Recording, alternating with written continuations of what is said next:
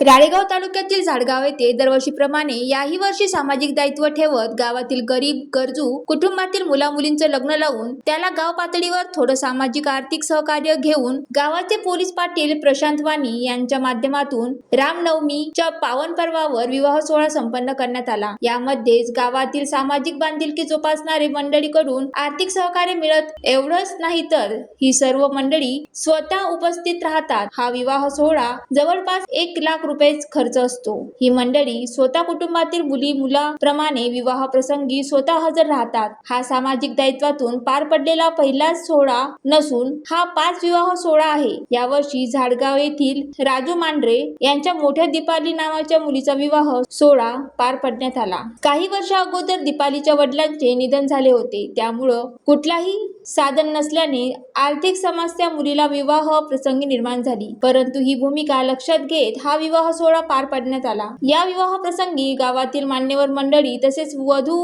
वराकडील बरेच पाहुणे मंडळी उपस्थित होती। गावाच्या वतीने केलेल्या या 5व्या विवाह प्रसंगी पर्यावरण आणि गुरुदेव टीमद्वारे आज त्यांचं राळेगाव पोलीस स्टेशन सहाय्यक निरीक्षक धंदे साहेब व जिल्हा परिषद सदस्य चिंतरंजन दादा कोल्हे यांच्या हस्ते विवाह सोहळ्याचे मुख्य संयोजक प्रशांत वाणी पोलीस पाटील झाडगाव शाल श्रीफळ देऊन सत्कार करण्यात आला। ज्वालादीप न्यूज साठी नरेश राऊत, यवतमाळ।